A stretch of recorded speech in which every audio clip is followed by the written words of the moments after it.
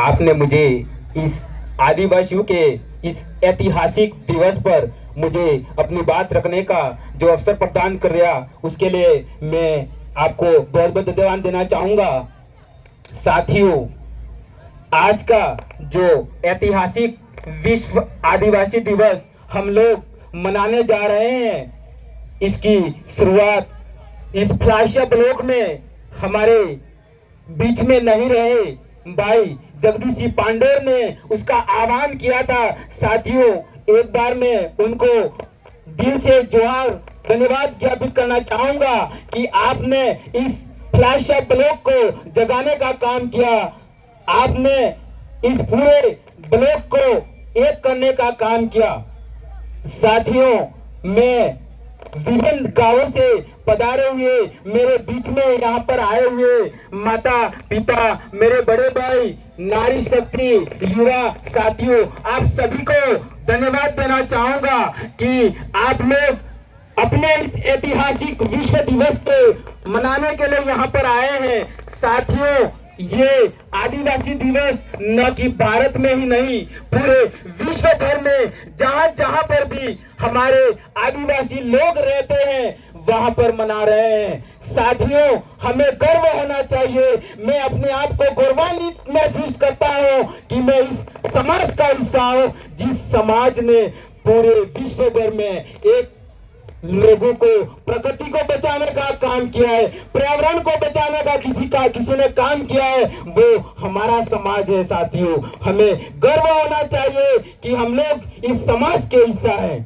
साथियों, मैं आपको बता देना चाहता हूँ कि जो हमारे पूर्वज थे, जिन्होंने कहीं संघर्ष करके, कहीं लड़ाइयां लड़के हमारे इन आदिवासी भाइयों के लिए जो संविधान बना, उस संविधान में कुछ मूलभूत संवैधानिक अधिकार दिए थे, उस अधिकारों को बचाने का समय है। साथियों, तो आज का ये दिन हमें इसलिए दिया गया है सरकार ने पूरे विश्व में कि हम लोग सभी इस विश्व आदिवासी दिवस पर एकत्रित होकर जो हमें संवैधानिक अधिकार मिले हुए हैं, उन अधिकारों को जाने, उन अधिकारों को समझे, उनको किस तरीके से बचाया जाए, इस पर काम करना होगा।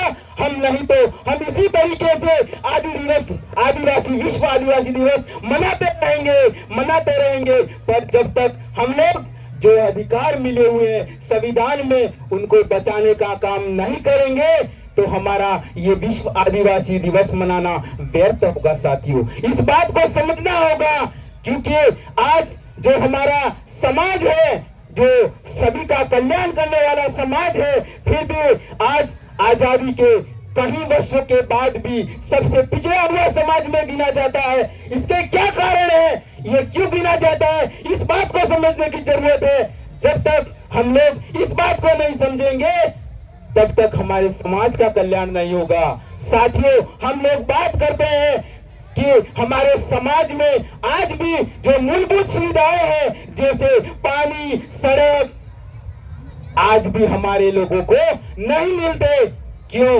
इसका कारण क्या है, इस बात को समझना होगा। जिस दिन आज भी हम लोग बात करते हैं, हमारे ऐसी जगह है जहां पर पहाड़ी इलाकों में आज भी आने जाने के रास्ते नहीं बने हुए हैं। साथियों, कितनी कठिनाइयों का सामना करता है हमारा समाज, इस बात को हमें समझना होगा। साथियों, क्यों, इसके क्या कारण है, जब तक हम लोग इस बात को नहीं समझेंगे तब तक हमारे समाज का विकास नहीं होगा। साथियों, क्योंकि हम लोग कहीं न कहीं एक दूसरे के ऊपर बोलते रहते हैं कि ये काम वो करेगा। साथियों, हमें मिलकर करना होगा, हमारी समस्याओं का समाधान हमें मिलकर करना होगा।